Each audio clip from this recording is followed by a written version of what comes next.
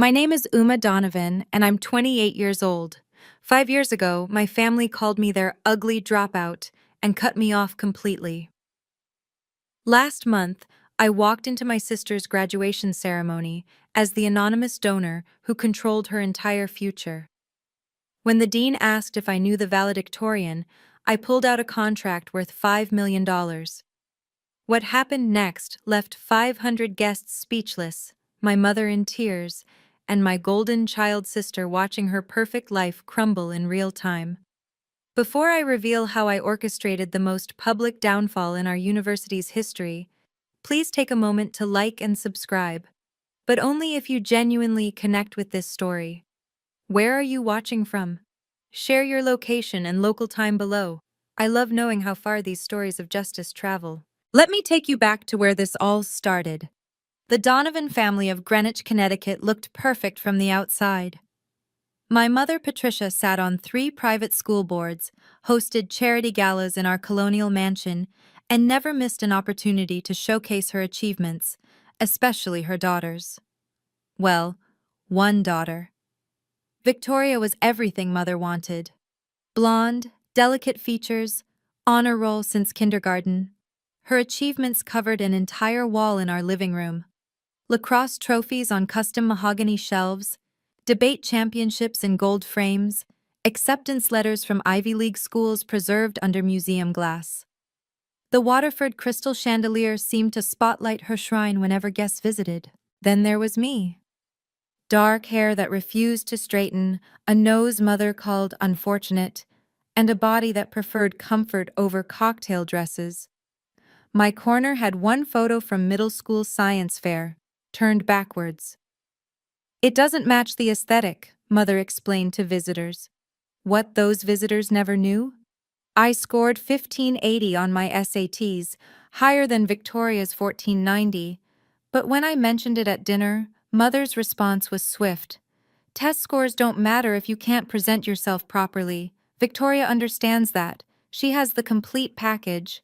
The complete package. That phrase followed me through every family gathering, every introduction, every moment Victoria's achievements were celebrated while mine were dismissed. My full-ride scholarship to MIT? Well, they need to fill diversity quotas. My first place in the state robotics competition?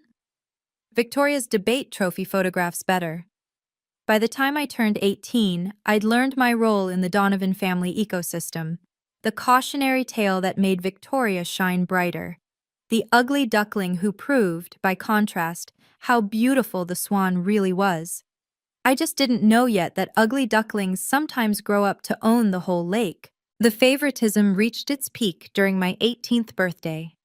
Mother threw Victoria a $30,000 Sweet 16 at the country club, ice sculptures, a string quartet, and a custom Vera Wang dress. For my 18th, a dinner at home with a grocery store cake. You wouldn't want all that attention anyway, Mother said, cutting me a slice while Victoria live-streamed from her new Mercedes, another birthday gift. At least try to look happy in the background, Victoria smirked, angling her phone. My followers think you're the help. That same year, Mother decided my future, pre-med at Yale, where Victoria was already thriving in political science. Medicine is respectable, and you need a career that doesn't depend on presentation. Behind-the-scenes work suits you. Behind the scenes, even my dreams were supposed to be invisible. But I want to study computer science, I protested, showing her my acceptance to MIT's engineering program. I'm building an educational app that could— Apps? Mother's laugh was sharp as her manicured nails. Darling, leave the innovation to people with presence. Victoria's internship at the governor's office will open real doors. Your little coding hobby won't pay for this lifestyle. I kept every email from that period in a folder marked evidence. Not sure why, even then. Maybe some part of me knew I'd need proof that this happened, that I wasn't imagining the systematic erasure of everything I achieved. Victoria's contribution was typically cruel. Maybe if you spent less time hiding behind a computer screen and more time at the gym, Mother would take you seriously. I mean, look at us together. People think you're adopted. The irony? While they mocked my coding hobby, my educational app already had 5,000 beta users. High school teachers were emailing me daily, begging for full access. But in the Donovan house, if it didn't come with a gold frame or a society page mention, it didn't exist. Something inside me was keeping score, saving receipts. I just didn't know what for yet. Thanksgiving sophomore year became my breaking point. I just secured my first angel investor meeting for my educational platform, now with 10,000 active users. I made the mistake of sharing the news at dinner. "So this computer thing is why your grades are dropping?" Mother carved the turkey with surgical precision. "Victoria made Dean's List again, and you're wasting Yale's resources on some internet project?" "It's not just some project. Schools in 12 states are implementing." Victoria interrupted with her phone raised. "Oh my God, Uma actually thinks she's the next Mark Zuckerberg." She snapped a photo of me mid-sentence, mouth open, frustration clear on my face. "This is hilarious. When your sister thinks she's a tech genius but can't even dress herself properly." Posted. Within minutes, her 20,000 followers were adding their own captions. Mothers scrolled through them, actually laughing. "At least Victoria knows how to build a brand," she said. "You could learn from her instead of embarrassing yourself with these delusions." That night, I made my decision. I packed everything important into my beat-up Honda and left a note. "Going to build something that matters." Mother's response came via text at 3 a.m. "If you leave this house to chase your stupid dreams, don't come back. You're cut off. No tuition, no trust fund, no family. Victoria is my only daughter now." The last thing she said in a follow-up text would haunt her 5 years later. The ugly one finally showed her true colors, a failure and a dropout. "Don't contact us again." I screenshot everything, saved it in that same folder marked evidence. Then I drove through the night towards Silicon Valley, my app running on my phone. Those 10,000 users, the only validation I needed. The Donovan family had made their choice. Now I would make mine. The cruelty of family abandonment hits different when it's calculated and complete. Mother didn't just cut me off, she orchestrated my erasure. She changed the locks on the house within 48 hours, removed my name from the family phone plan, told the country club I'd had a mental breakdown and shouldn't be allowed on the premises. "Your sister is going through some psychological issues," I heard her tell mutual friends through the gossip network. "We tried everything, but she refused help. Sometimes tough love means letting them hit rock bottom." Rock bottom. She had no idea what that really looked like.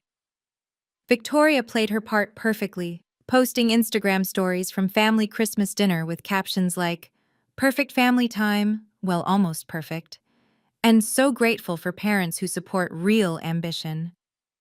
The photo of my empty chair at the table got 5,000 likes. Meanwhile, I was sleeping in my Honda in a Walmart parking lot, showering at the gym, and working 3 jobs to keep my startup alive. Morning shift at Starbucks, afternoon tutoring, night coding until 3 a.m. My app had grown to 50,000 users, but without funding, the servers kept crashing. The worst part? Victoria sent me screenshots of my failures. "Saw your app is down again.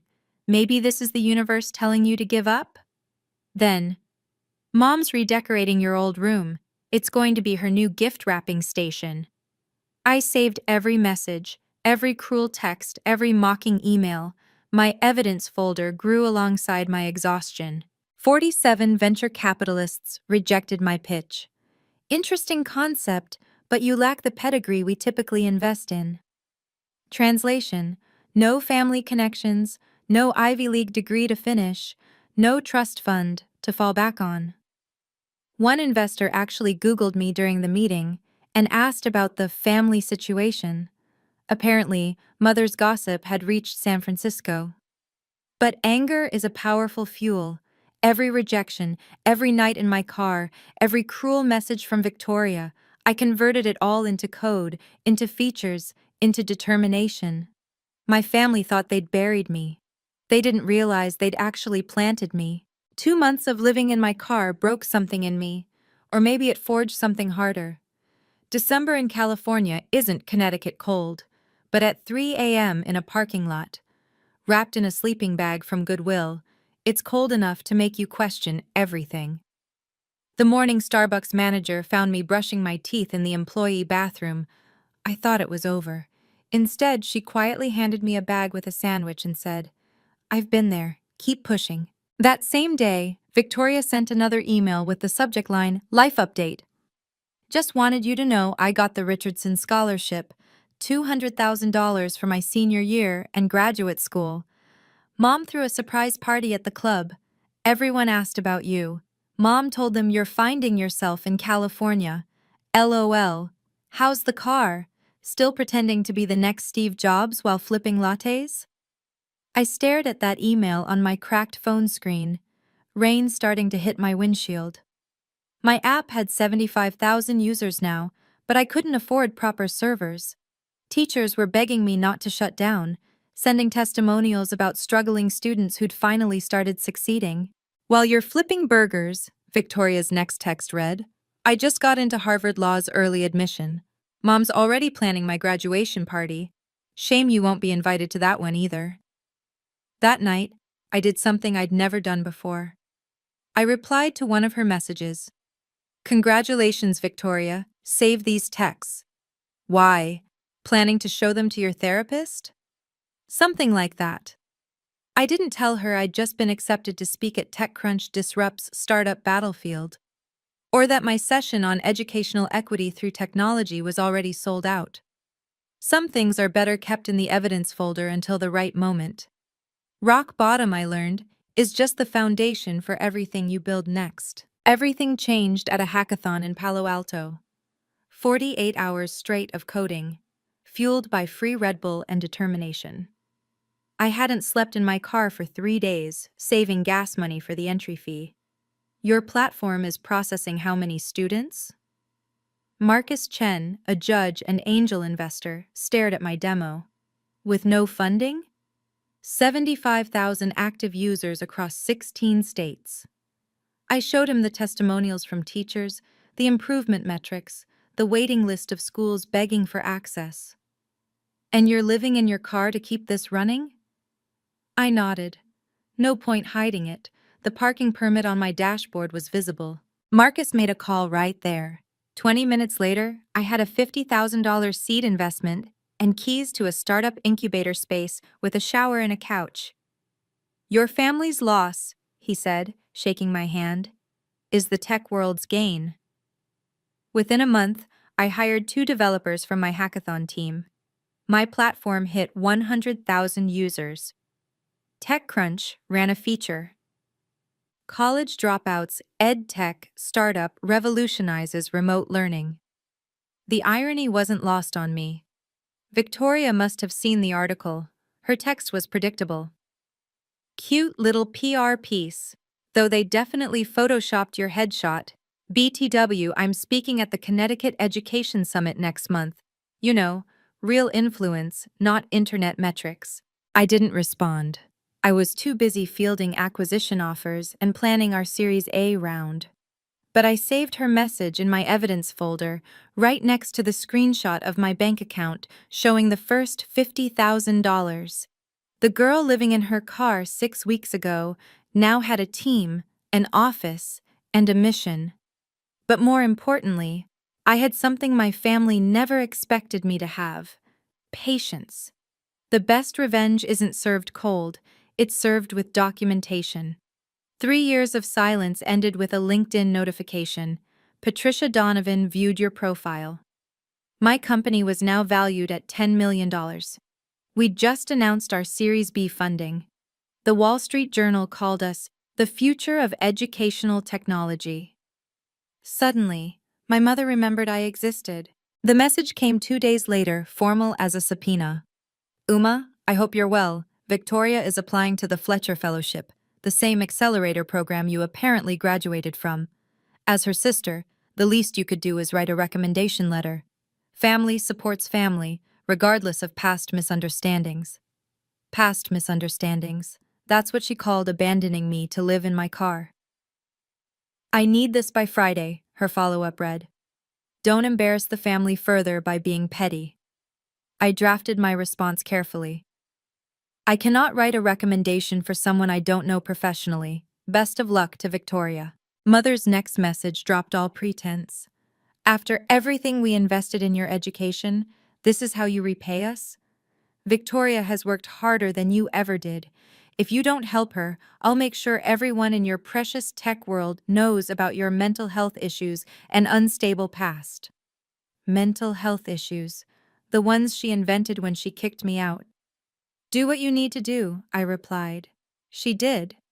Within a week, posts appeared on alumni networks about my troubled history and family estrangement due to psychological problems.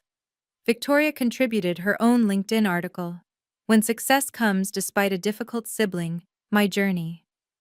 She actually monetized our relationship, painting herself as the supportive sister who tried to help her struggling sibling. One potential partnership, a $2 million deal with an educational publisher, called to discuss concerns about my background.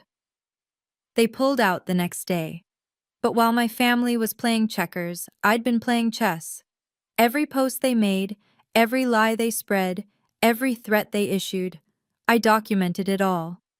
My lawyer called it a gift-wrapped defamation case. Should we proceed with legal action? She asked. Not yet, but start preparing the paperwork. The family's retaliation was swift and vicious. Mother posted in the Yale alumni Facebook group about her heartbreak over her daughter's refusal to seek help. Victoria started a whisper campaign, calling my former classmates with concerns about my stability and suggesting they distance themselves professionally. I'm just worried about her, Victoria told a mutual connection, who immediately forwarded me the conversation. She's always been jealous of my success.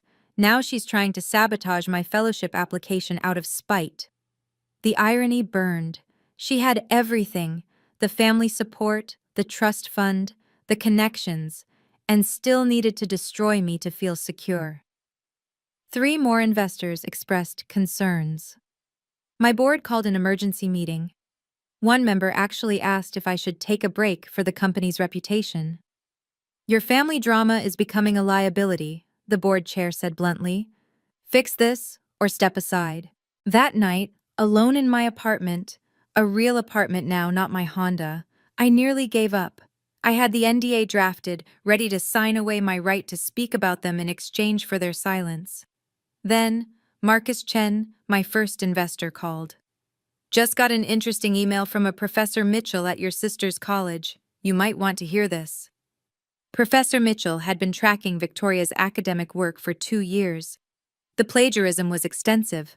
5 papers, including her senior thesis, which borrowed heavily from code I'd written and published open source 3 years earlier.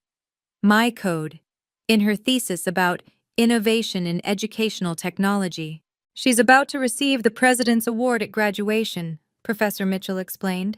I've been overruled by the administration because of your mother's donations. But if someone with standing were to raise this publicly... Standing.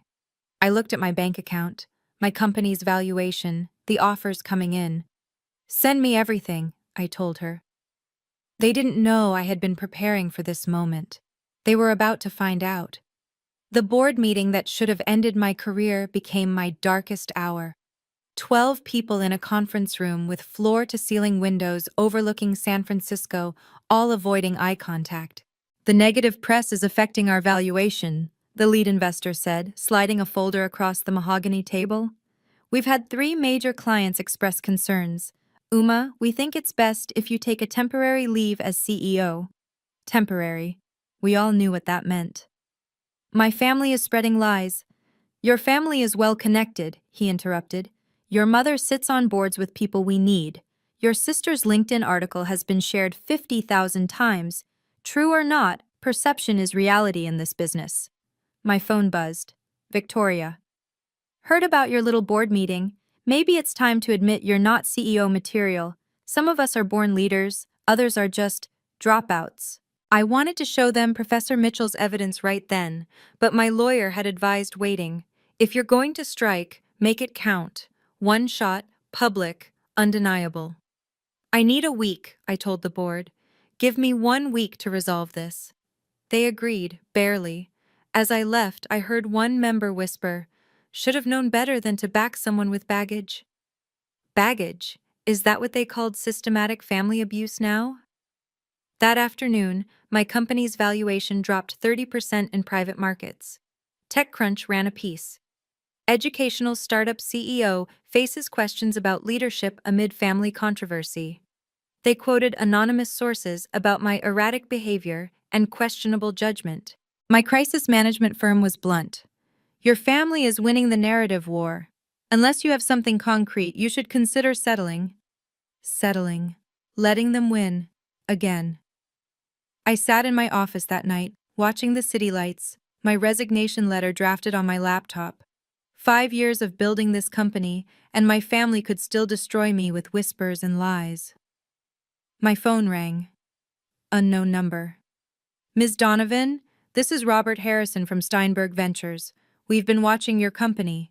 We'd like to make an acquisition offer. $50 million. $50 million. There's one condition, he continued. We need this family situation resolved. Permanently. Suddenly, I had the resources to set things right. The question was, how far was I willing to go? The lowest point came when Mother appeared in my office lobby with 2 lawyers.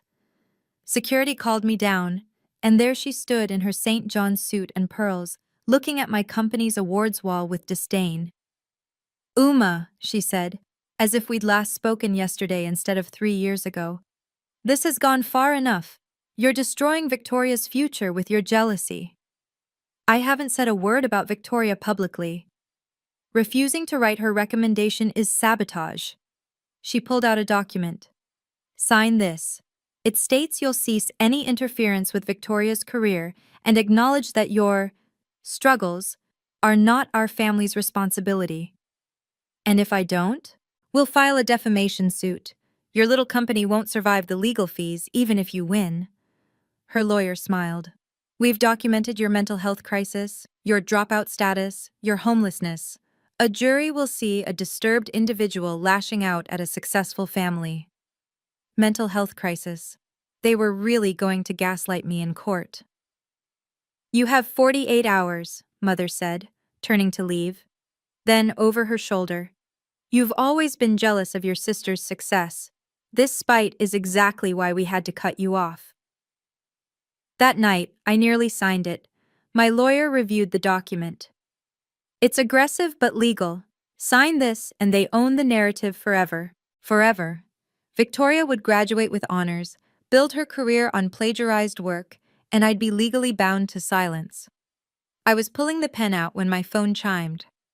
Professor Mitchell. Victoria just submitted her final paper. It's your code again, line for line. I have everything documented, notarized, and witnessed. The graduation ceremony is in 2 weeks. The President's Award will be presented to her publicly. If you wanted to make a statement... A public ceremony. 500 witnesses, Victoria receiving the highest honor based on my stolen work. I put the pen down and opened my laptop.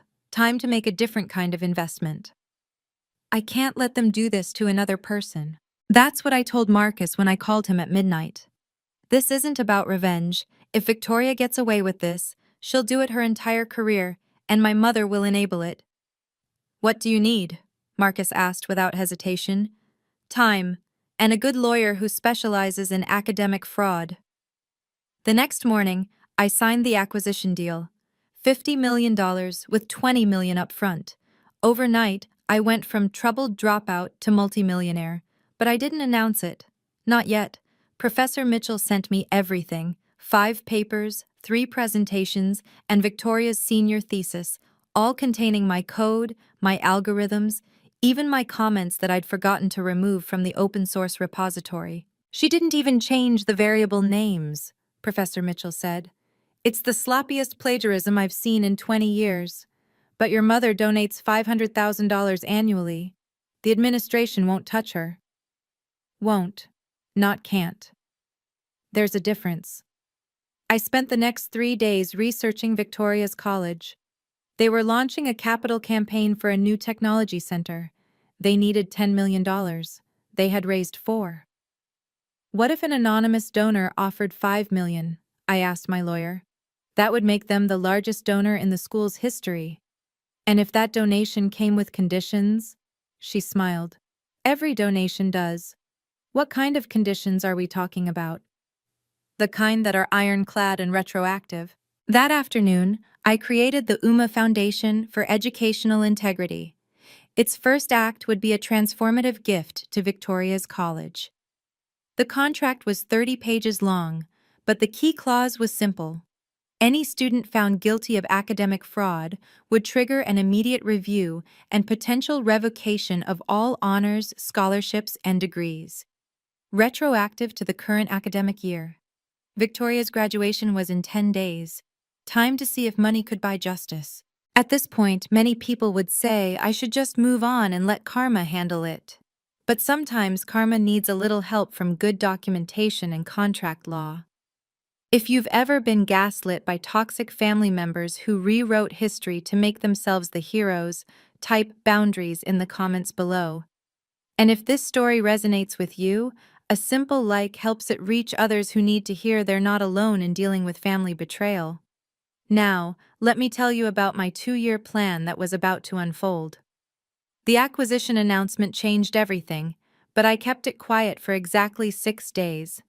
My board, thrilled with the exit, agreed to let me handle the family situation my way. $50 million buys a lot of patience. Congratulations, my new CEO sent via text. Take your time with the transition. We want you happy and focused. Happy. I hadn't felt that in years. But I was about to feel something better. Vindicated. The same day, Dean Harrison from Victoria's College called personally. Ms. Donovan, we've received your foundation's pledge. $5 million is transformative. The board is meeting tomorrow to approve the terms. All the terms? I asked. Every single one. The academic integrity clause is actually something we've wanted to implement for years. Your donation gives us the leverage to enforce it. Leverage. My new favorite word. Meanwhile, my family had no idea. Victoria posted another Instagram story from campus. Final week before graduation. Can't wait for everyone to see me get the President's Award. #blessed, #hard work pays off. Hard work. She meant my hard work, stolen line by line. Mother sent one last threatening email. 24 hours left to sign our agreement, or we file suit Monday morning. Don't test me, Uma. You've always been too emotional to think strategically. I forwarded it to my lawyer with one word. Evidence. That night, I stood in my empty office, the acquisition team would move in next week, and looked at my wall of code printouts. 5 years ago, I'd written those algorithms while sleeping in my car, dreaming of helping struggling students. Victoria had copy-pasted them into a thesis about innovative solutions for educational equity. The irony was perfect. She'd stolen my work about helping others to help herself. My phone buzzed. The dean again. The board unanimously approved your donation. The announcement will be made at graduation, right before the President's Award. You're invited as our guest of honor, though you can remain anonymous until the ceremony if you prefer. Anonymous until the ceremony. Even better than I'd planned. I'll be there, I replied. Save me a seat on stage. With $5 million committed and the contract signed, I began Phase 2. Documentation. My lawyer hired a forensic analyst to compare Victoria's papers with my published code. The results were damning. 92% similarity, the analyst reported. She literally copied your GitHub repository and pasted it into her thesis. The timestamps show your code was published 2 years before her first draft. Is this enough for academic fraud? This is enough for criminal copyright infringement, but I assume you want to handle this differently? I did. Criminal charges would make me look vindictive. But a donation contract with an integrity clause? That was just good governance. Dean Harrison called again. Ms. Donovan, I need to inform you of something delicate. We've received an internal complaint about Victoria Donovan's academic work. Given your donation's integrity clause, we're obligated to investigate before graduation. Who filed the complaint? I asked, knowing the answer. Professor Mitchell. She's been documenting issues for 2 years, but was previously overruled. Your donation changes the dynamics. If fraud is discovered, we'll have to act, regardless of considerations. Other considerations, like my mother's $500,000 annual donations.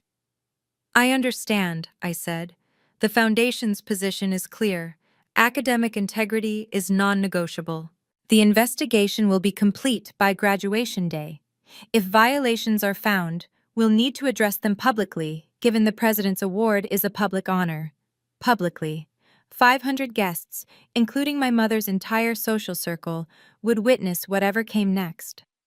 I spent the next 3 days preparing. I bought a new suit, understated but expensive, the kind of quiet luxury my mother always preached but never thought I could achieve. I had my assistant book a suite at the Four Seasons near campus. I even hired a security detail, just in case things got heated. "Why security?" my lawyer asked. "You haven't met my mother. When she realizes what's happening, she'll try to stop it. She can't stop a legal contract." "No," I agreed, pulling up the donation agreement on my tablet. "She can't." The private investigator I hired worked within legal bounds but was thorough. Within 72 hours, she had everything. Receipts from SAMill.com linked to Victoria's credit card, emails between Victoria and the ghostwriter, even Victoria's Venmo payments labeled homework help. "Your sister wasn't subtle," the investigator said, sliding the folder across my desk. "She paid $15,000 over 4 years for papers. But here's the interesting part. Your mother knew." She showed me an email from Mother to Victoria. "Use the supplementary card for your tutoring expenses. Keep receipts minimal." Tutoring expenses, code for academic fraud. Professor Mitchell added her own evidence. 3 plagiarized papers from Victoria's junior year, all flagged by detection software but overruled by the department chair after a significant donation from my mother. "I've been keeping records since Victoria's sophomore year," Mitchell told me over coffee. "Your mother actually threatened my tenure when I first raised concerns, but with your donation's integrity clause, she has no power here. Would you be willing to present this at graduation if needed? I've been waiting 3 years for this opportunity." My lawyer reviewed everything. "This is enough to revoke her degree, her scholarships, everything. But Uma, are you prepared for the nuclear option? This will destroy your relationship with your family permanently. They destroyed it 5 years ago when they left me homeless. I'm just finishing what they started." That night, I received one last text from Victoria. "See you never, loser. After I get the President's Award tomorrow, I'm starting at Goldman Sachs. Mom's already planning my celebration at the club. Shame you'll miss it. Oh wait, you were never invited anyway." I didn't respond, but I did forward the text to my lawyer with a note. "Please add this to the evidence file." Tomorrow, everything would change. And they still had no idea who their anonymous donor was. Graduation day -1. I sat in Dean Harrison's office as he walked me through the ceremony protocol. The mahogany desk between us held the program for tomorrow's event. Victoria's name in gold embossing under President's Award for Academic Excellence. "The donor recognition will happen immediately before the President's Award," he explained. "You'll be seated with the faculty initially. When I call for the anonymous benefactor, that's your cue." "And my family?" "Your mother is in the VIP section, front row. She's actually giving a speech about supporting educational excellence." He paused. "She has no idea you're the donor?" "None." This could get uncomfortable. "Dean Harrison, my $5 million comes with one promise: absolute enforcement of academic integrity. Are you prepared for that?" He straightened. "The investigation into Ms. Victoria Donovan is complete. Professor Mitchell will be standing by with the evidence. If you choose to invoke the integrity clause publicly, we'll honor it immediately." If I choose, the power felt surreal. "One more thing," I said. "I'll need 2 security personnel near the stage." Expecting trouble? Expecting my mother. When she realizes what's happening, she'll try to interrupt. I need to finish what I came to say. That evening, I stood in my hotel room, looking at the suit hanging on the door. Tom Ford, tailored perfectly, with a subtle Patek Philippe watch. The kind of understated wealth my mother always aspired to, but could never quite achieve. 5 years ago, she'd called me ugly and worthless. Tomorrow, I'd show her what worthless really looked like. My phone buzzed. Marcus, you sure about this? Once it's done, there's no going back. They had 5 years to reach out with genuine apology. Instead, they tried to destroy my company last week. Then give them hell. Professionally, of course. Professionally. That was the key. No emotional outbursts, no vindictive speeches, just facts, contracts, and consequences. In 12 hours, I texted back, everything changes. The evidence folder on my laptop contained 247 files. Tomorrow, they'd all matter. Graduation morning arrived crisp and bright, the kind of New England spring day that looked designed for Instagram stories. 500 guests filled the auditorium, a sea of pastels and proud parents. I entered through the back, my Tom Ford suit drawing a few appreciative glances, but no recognition. 5 years and 30 pounds of muscle from stress-driven gym sessions had changed me enough. From my seat in the faculty section, I could see everything. Mother held court in the front row, her coral Chanel suit perfectly coordinated with her pearl clutch. She was telling another parent about Victoria's exceptional journey and her upcoming position at Goldman Sachs. Victoria sat with the honors students, her blonde hair gleaming under the lights, her smile practiced and perfect. She kept checking her phone, probably monitoring the likes on her big day posts. The ceremony began with the usual speeches about achievement and future potential. Then Dean Harrison took the podium. Before we present our highest honor, I want to recognize an extraordinary act of generosity. An anonymous donor has contributed $5 million to establish our new Center for Educational Technology and Integrity. Murmurs rippled through the crowd. $5 million was unprecedented for this school. This transformative gift comes with a powerful mission to ensure that academic excellence is always paired with academic integrity. The donor is here today and has asked to remain anonymous until this moment. Mother was scanning the crowd, probably calculating which of her society friends had that kind of money. I'd like to invite our benefactor to the stage, Dean Harrison continued. Ms. Uma Donovan. I stood. The auditorium fell silent. You could hear pearls clutching. Mother's face went from confusion to recognition to horror in 3 seconds. Victoria's phone clattered to the floor. Someone in the back whispered, "Is that the Donovan family's other daughter?" I walked to the stage with measured steps, my security detail subtly positioning themselves near the stairs. Professor Mitchell moved closer to the podium, iPad in hand. Dean Harrison shook my hand. "Ms. Donovan, would you like to say a few words?" I took the microphone and looked directly at my mother's stunned face. "Thank you, Dean Harrison.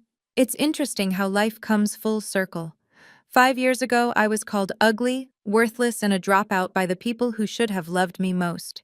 Today, I stand here as proof that sometimes the best families are the ones we build ourselves." Victoria was trying to leave her seat. An usher gently blocked her path. Time for the real show to begin.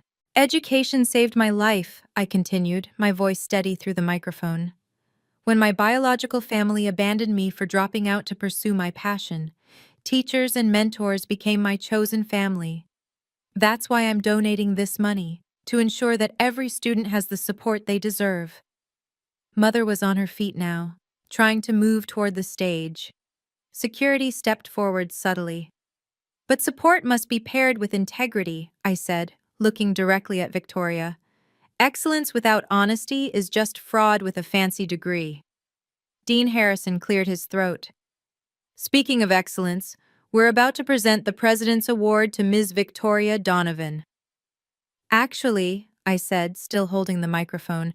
I need to invoke Section 7.3 of my donation agreement. The dean nodded gravely. He'd been expecting this. Victoria's face had gone pale. She knew something was coming, but not what. Section 7.3 states that any recipient of college honors must meet the highest standards of academic integrity. If violations are discovered, even after the fact, all honors and scholarships are subject to review and revocation. This is ridiculous, Mother's voice cut through the auditorium. You can't hijack my daughter's graduation with your jealousy. I'm not hijacking anything, Patricia. First name, a calculated choice. I'm simply ensuring that the college's standards are upheld. Professor Mitchell, would you join us? Mitchell walked onto the stage with her iPad, her expression professionally neutral. Professor Mitchell has been documenting academic irregularities for 3 years, I announced. She has evidence of systematic plagiarism, including the wholesale theft of open-source code for a senior thesis. The crowd was buzzing now. Parents were whispering, students were recording on their phones. That code, I continued, was written by me, published 2 years before Victoria's thesis. She didn't just steal ideas, she copied and pasted my work, line by line, and submitted it as her own. You're lying, Victoria finally found her voice. You're just bitter because I succeeded where you failed. I smiled calmly. I sold my company for $50 million last week. You plagiarized my code. Which one of us failed exactly? The gasps from the audience were audible. Mother sank back into her chair.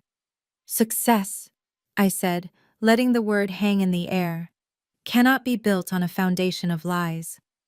When I created my educational platform 5 years ago, sleeping in my car because my family had disowned me, I open-sourced the code. I wanted to help students everywhere, regardless of their circumstances. I clicked a button on the presentation remote.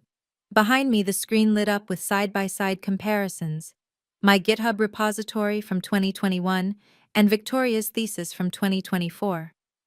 Every algorithm, every function, even my commenting style, all copied directly into what Victoria called her innovative approach to educational technology. The evidence was undeniable. The timestamps, the variable names, even my typos that Victoria had failed to correct. But this isn't just about code, I continued. Professor Mitchell, would you share what else you've discovered? Mitchell stepped forward, her voice clear and professional.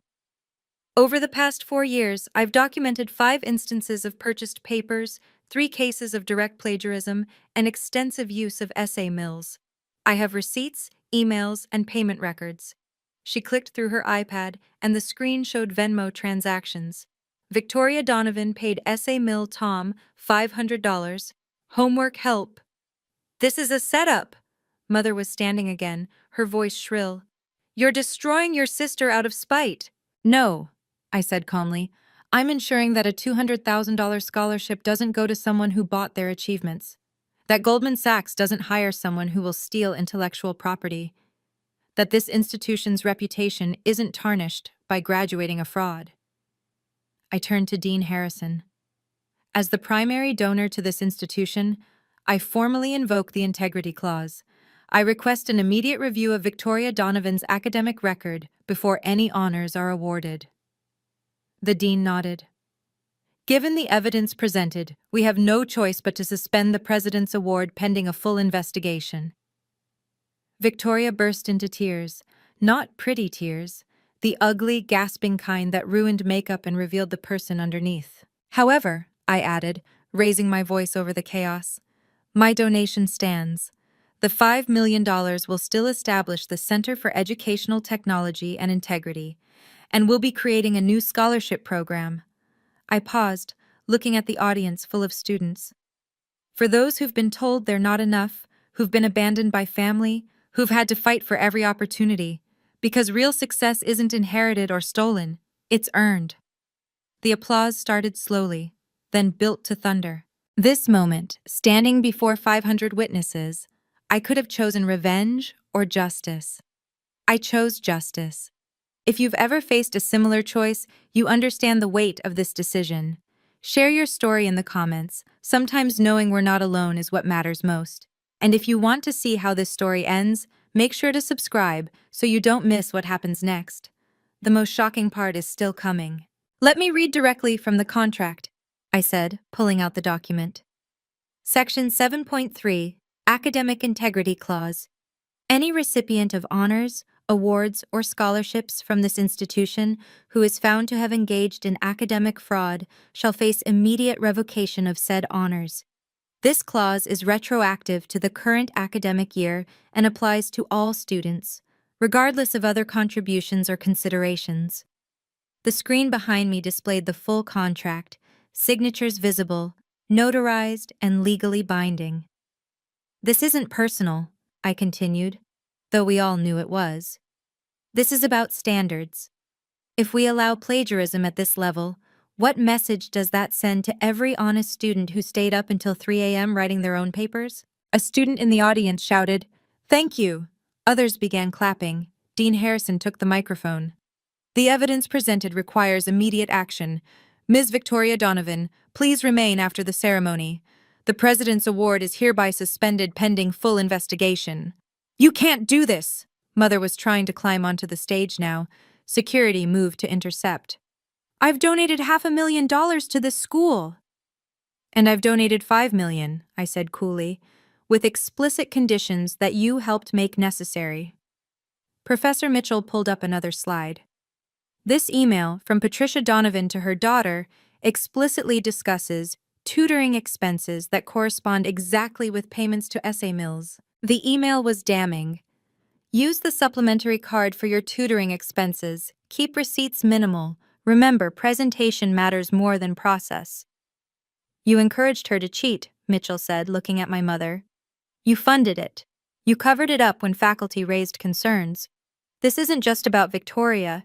It's about a systematic undermining of academic integrity. The crowd was in uproar now. Parents were arguing, students were filming, and somewhere in the chaos, a reporter was speaking rapidly into her phone. As of this moment, Dean Harrison announced, all honors and scholarships awarded to Victoria Donovan are suspended. The board will meet Monday for a full review. Victoria stood up, mascara streaming down her face. You ruined my life.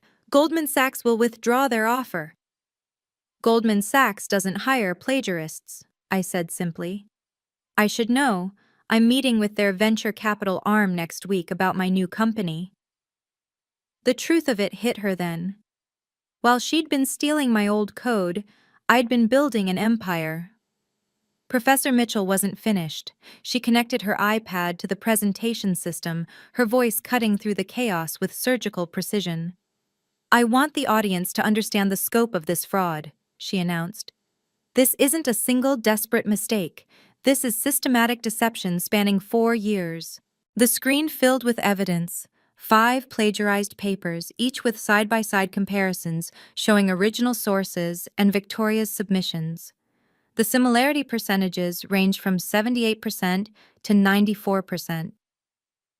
The senior thesis was the boldest theft, Mitchell continued. Ms. Victoria Donovan submitted 12,000 words about educational technology innovation. 11,000 of those words were code and documentation created by Uma Donovan and published on GitHub in 2021. She clicked again. Here are the payment records.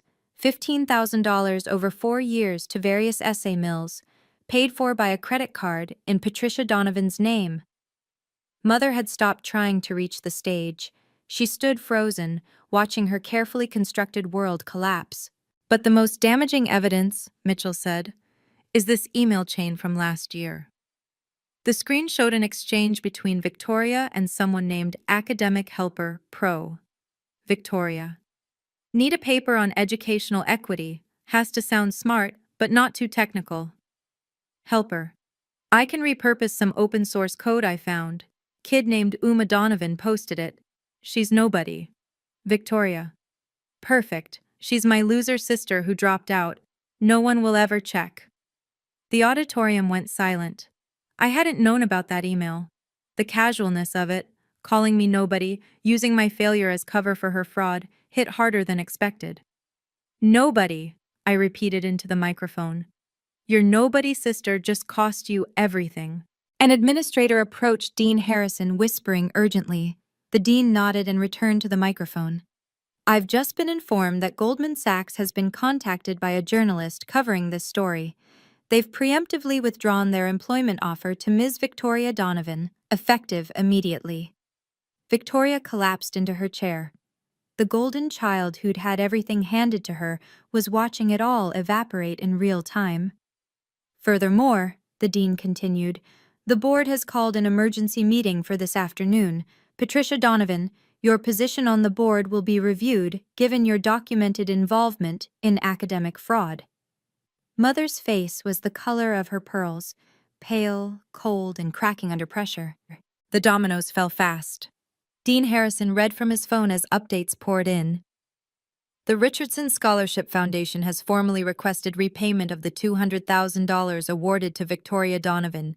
Full repayment is due within 90 days. $200,000, more than my family had ever spent on me in 18 years. The Connecticut Education Board is opening an investigation into academic fraud at the secondary level, going back to Victoria's high school records. High school. This went deeper than even I'd known.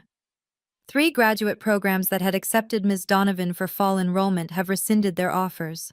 Each announcement was another nail in the coffin of Victoria's carefully constructed future. The girl who'd posted "living my best life while others struggle" was watching that life disintegrate. A man in a suit approached the stage, the college's legal counsel. He whispered to Dean Harrison, who nodded gravely. Ladies and gentlemen, I must inform you that this ceremony is now part of an official academic investigation. We ask that no one leave until we've documented witness statements. 500 people, all witnesses to the most public academic fraud revelation in the school's history. Mother finally found her voice. You planned this. You've been planning this for years.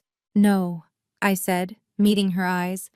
You planned this when you raised a daughter to believe she could buy her way through life. I'm just the bill coming due. My phone buzzed. Marcus had sent a link to a Twitter thread already going viral. Breaking. Tech millionaire exposes sister's academic fraud at graduation ceremony. The sister stole her code while she was homeless. The internet was faster than justice, but today they were aligned.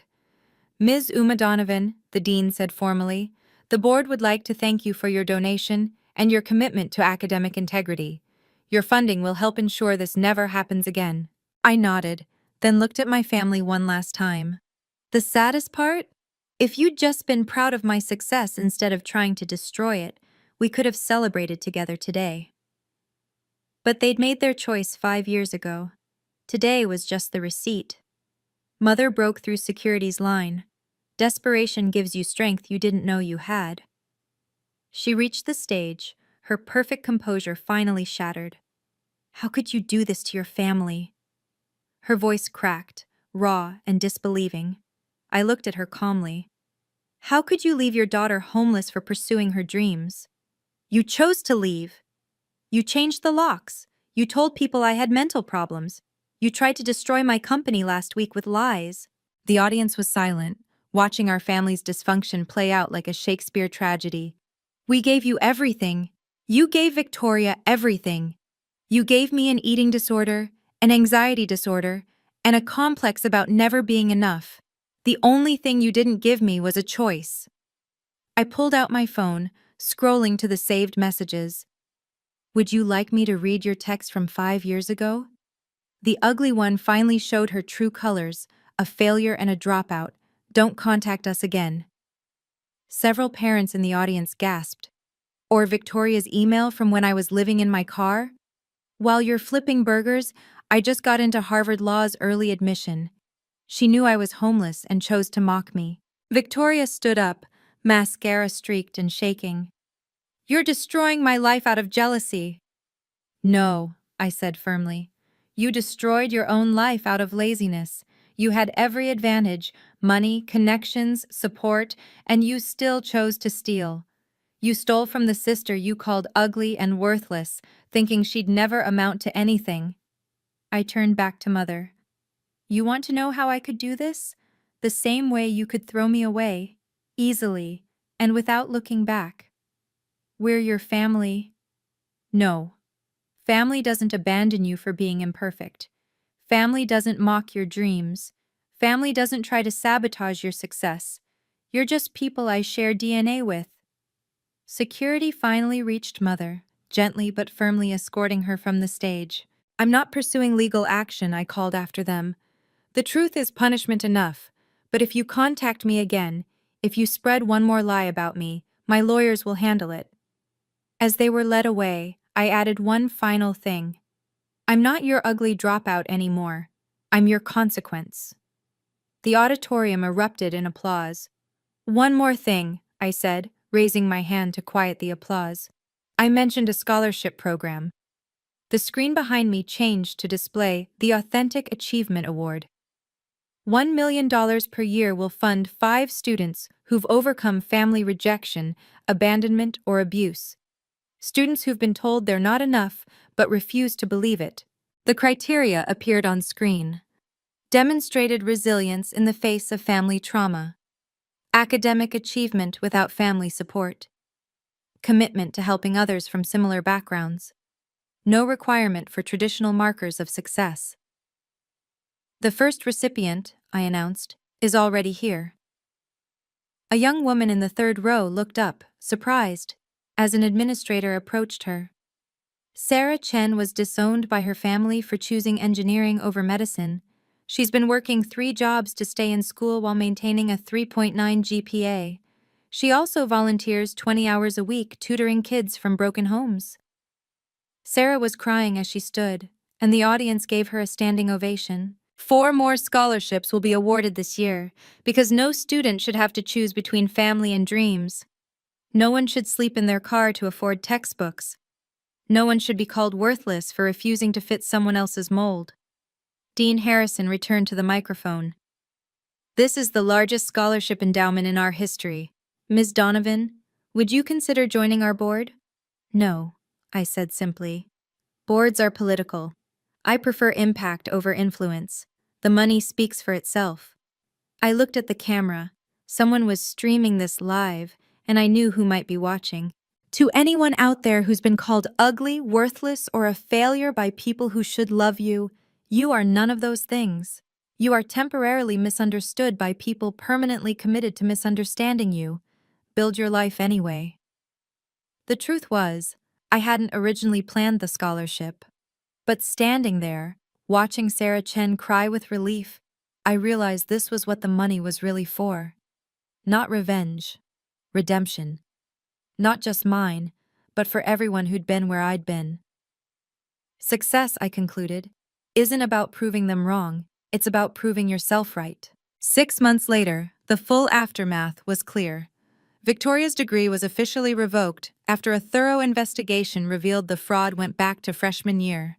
She had to repay $200,000 in scholarship money, forcing my parents to sell their vacation home in the Hamptons. Mother was permanently removed from all academic boards. The scandal followed her through Connecticut society.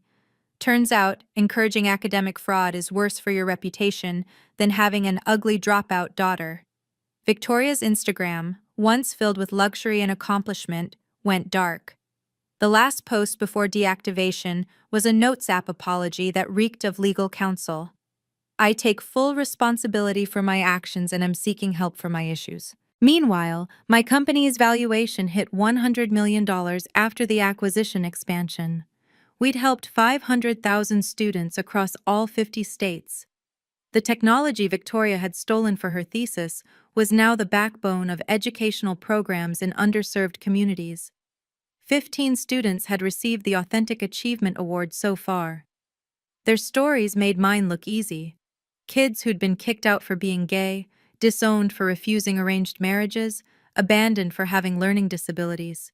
Each one brilliant, resilient, and determined to succeed despite everything.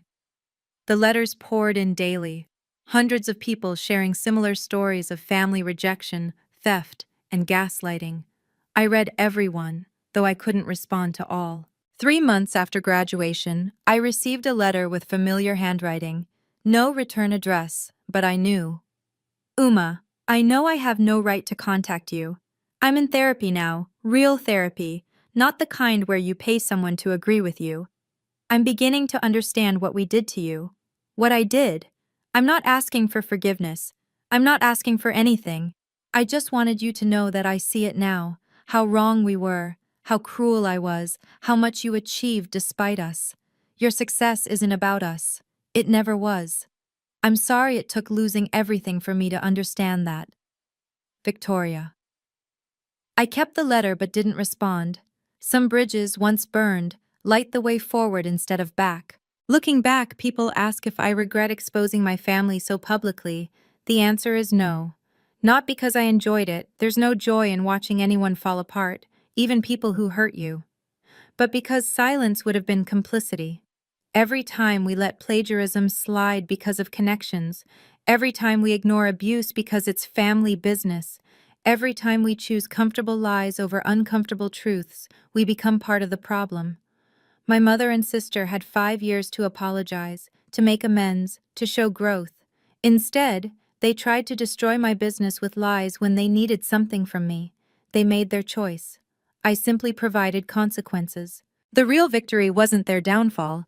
It was the 15 students who could now afford college. It was the professor who could finally speak truth without fear. It was the institution that could now enforce its standards equally. Your worth was never determined by their words. Read that again. I was called ugly, worthless, and a failure by the people who should have loved me most. Those words nearly broke me. Living in my car, stealing shower time at gyms, eating 1 meal a day to save money, that almost broke me. But almost is the key word. Because here's what I learned, sleeping in that Honda, coding until my eyes burned, building something from nothing. The best revenge isn't revenge at all. It's success that helps others succeed. It's turning your pain into someone else's possibility. My family gave me trauma. I turned it into a $100 million company and 20 full scholarships. They called me ugly. I became undeniable. They called me a dropout. I became unstoppable. They called me nothing. I became everything they said I couldn't be.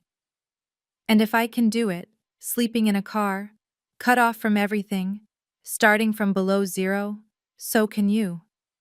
Your story matters. Your dreams matter. You matter. Even if they never see it, especially if they never see it. If this story resonated with you, please share it with someone who needs to hear that they're not alone.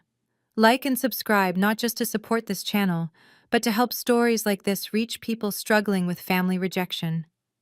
Comment boundaries. If you believe in setting healthy limits with toxic people, no matter who they are. And remember, sometimes the best revenge